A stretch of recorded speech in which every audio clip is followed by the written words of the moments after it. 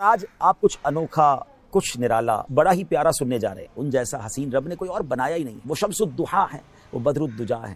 تیرا خلق سب سے بالا، تیرا حسن سب سے اعلیٰ، فدا تجھ پہ سب زمانہ مدنی مدینہ۔ وہ ایسے آقا ہیں جن کو کوئی ایک بار دیکھ لے ساری زندگی ان کے حسن و جمال کے جلووں میں گم ہو جاتا ہے۔ جی ہاں، وہ آقا جن کا آپ نے بھی اور میں نے بھی کلمہ پڑھا ہے صلی اللہ تعالی علیہ وسلم۔ وہ دکھتے کیسے تھے، وہ نظر کیسے آتے تھے، ان کا حسن کیسا تھا۔ پیارے اسلامی بھائیوں اور مدنی چینل کے ناظرین، آپ نے آج تک بڑے حسین لوگوں کے تذکرے سنے ہوں گے یا انہیں دیکھا ہوگا۔ ہو سکتا ہے بڑے دنیا کے حسین مقامات بھی دیکھے ہوں اور ان کا تذکرہ سنا ہو، مگر آج آپ کچھ انوکھا، کچھ نرالا، کچھ بڑا ہی پیارا سننے جا رہے ہیں۔ امید ہے جیسے جیسے آپ سنتے جائیں گے دل کی مرجھائی کلیاں کھلتی چلی جائیں گی، انشاءاللہ شوق دیدار بڑھتا چلا جائے گا۔ جیسے جیسے جو سنتے جائیں گے کئیوں کی آنکھیں اشک بار ہوتی چلی جائیں گی۔ کس کا تذکرہ ہونا ہے؟ اس حسین کی بات ہونی ہے، اس حسن و جمال کے پیکر کا تذکرہ ہونا ہے کہ ان جیسا پیارا، ان جیسا سونا، ان جیسا حسین رب نے کوئی اور بنایا ہی نہیں ہے۔ جی ہاں، آج اس ہستی کا تذکرہ ہونا ہے جس جیسا سونا، پیارا اور حسین رب نے بنایا ہی نہیں ہے۔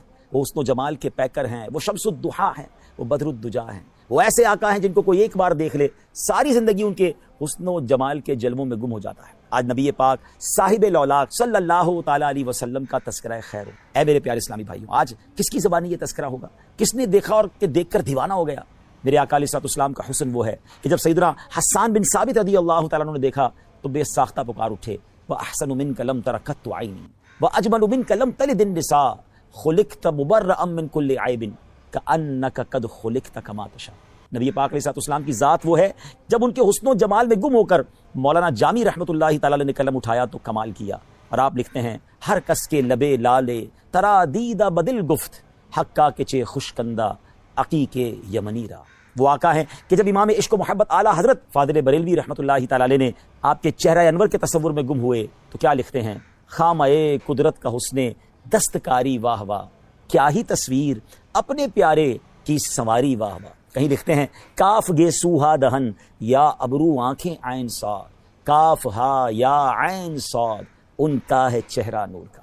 جب مولانا حسن رضا خان صاحب نبی پاک علیہ السلام کے جلووں میں گم ہوتے ہیں تو پھر کیا خوب لکھتے ہیں کہ ایسا تجھے خالق نے طرحدار بنایا، یوسف کو تیرا طالب دیدار بنایا، کونین بنائے گئے سرکار کی خاطر، کونین کی خاطر تمہیں سرکار بنایا۔ مفتی اعظم ہند مصطفی رضا خان صاحب رحمۃ اللہ تعالی جب قلم اٹھاتے ہیں تو کیا لکھتے ہیں کہ خدا کی سلطنت کا دو جہاں میں کون دولا ہے، تم ہی تم ہو، تم ہی تم ہو، یہاں تم ہو، وہاں تم ہو۔ اور پھر میرے شیخ طریقت امیر اہل سنت بانی دعوت اسلامی مولانا محمد الیاس عطار قادری دامت برکاتہ العالیہ جب قلم اٹھاتے ہیں آقا کے جلووں کا تصور جماتے ہیں تو پھر کیا لکھتے ہیں، تیرا خلق سب سے بالا، تیرا حسن سب سے اعلیٰ، فدا تجھ پہ سب زمانہ مدنی مدینے والے۔ یار اسلامی بھائیوں، آج اس ہستی کا تذکرہ کرنا ہے جس کا سارا عالم پروانہ ہے۔ جبھی تو مفتی اعظم لکھتے ہیں نا، تو شم رسالت ہے عالم تیرا پروانہ، تو ماہ نبوت ہے اے جلوائے جانانا۔ آئیے اس جلوائے جانانا کا تذکرہ سنتے ہیں، اور کس کی زبانی؟ جی ہاں، اس ہستی کی کہ جس نے ایک بار دیدار کیا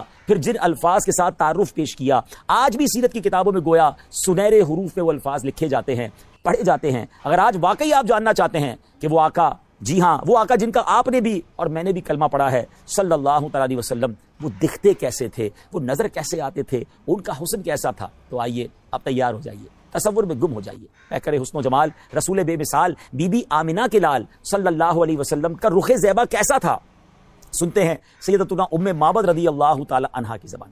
ہجرت کا سفر ہے، نبی پاک علیہ السلام سیدنا ابو بکر صدیق رضی اللہ تعالیٰ کے ساتھ سفر پر رواں دواں ہیں۔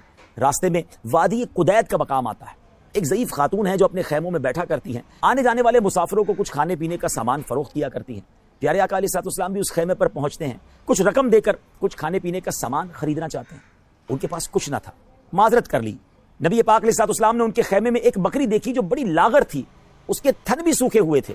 میرے آقا علیہ السلام نے اجازت طلب کی کہ اگر آپ اجازت دیں تو اس بکری سے ہم کچھ دودھ نکال لیں۔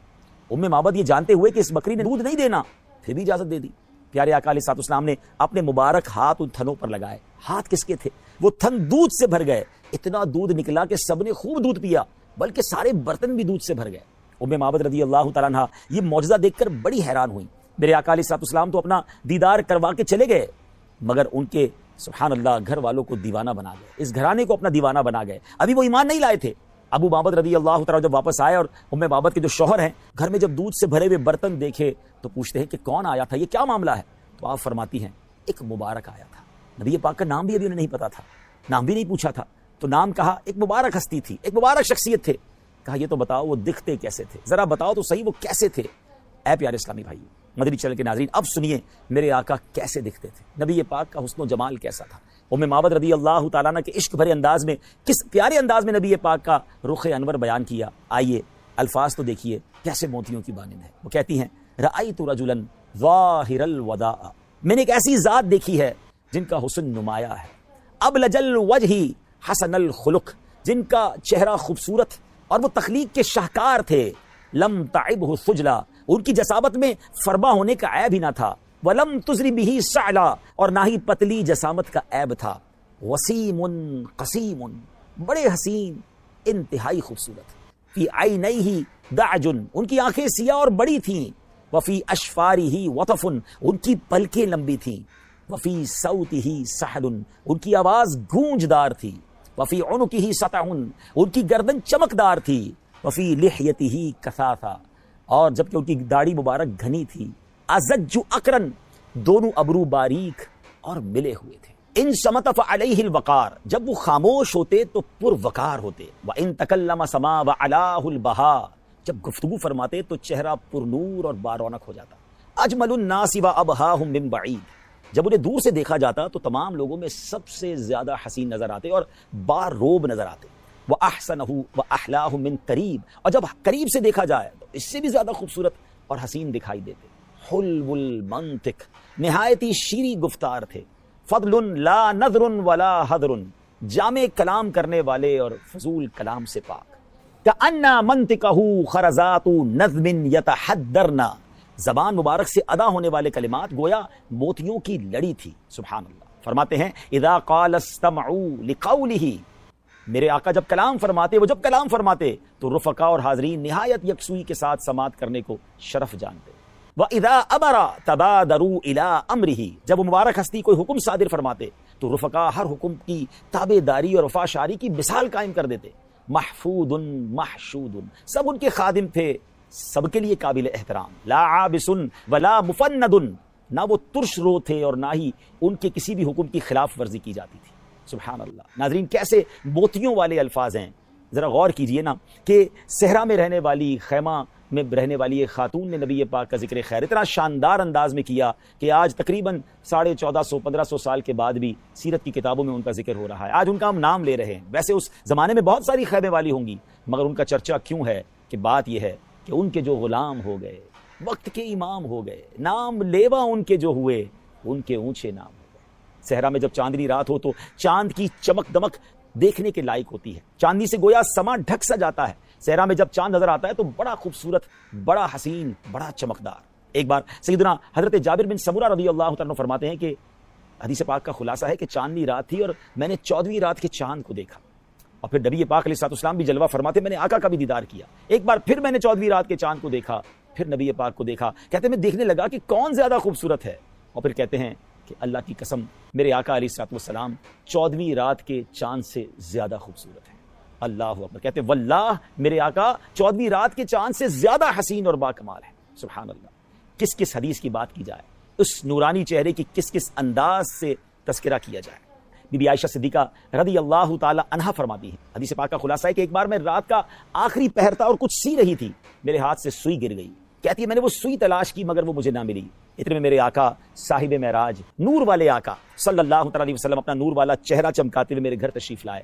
میرے آقا تو کمرے میں کیا آئے، پورا گھر ہی جگمگا اٹھا، بکائے نور بن گیا.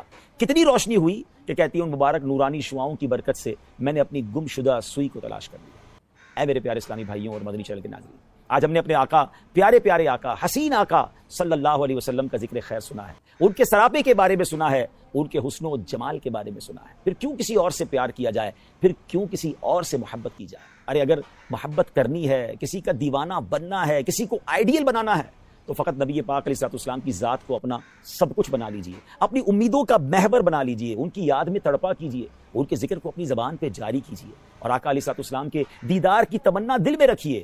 تمنا یہ ہو کہ اے کاش کبھی ایسا بھی ہو خواب میں میرے ہوں جس کی غلامی میں وہ آقا نظر آئے. ان کی سنتوں پر عمل کیجئے، ان کے فرامین پر عمل کیجئے. ان کی نافرمانی والے کام نہ کیجیے۔ الحمدللہ دعوت اسلامی کا ماحول وہ مدنی ماحول ہے جو عشق رسول کے جام ہمیں بھر بھر کر پلاتا ہے۔ آئیے اس ماحول سے وابستہ ہو جائیے، قافلوں میں سفر کیجیے، نیک اعمال پر عمل کیجیے اور مدنی چینل دیکھتے رہیے۔ اس طرح کے سلسلے لے کر پھر حاضر ہوں گے۔ اللہ تعالیٰ مجھے بھی اور آپ کو بھی سرکار دو عالم علیہ السلام کا سچا عشق نصیب فرمائے، ان کے جلووں میں گم ہونا نصیب فرمائے۔ یہ تمنا کاش ہم سب کے لیے پوری ہو جائے کہ نجم کی اے خدا آرزو ہے یہی، عاشق زار کی آبرو ہے یہی، موت کے وقت سر ان کے قدموں میں ہو، دید ہوتی رہے، دم نکلتا رہے۔ آمین بجاہ نبی امین صلی اللہ تعالی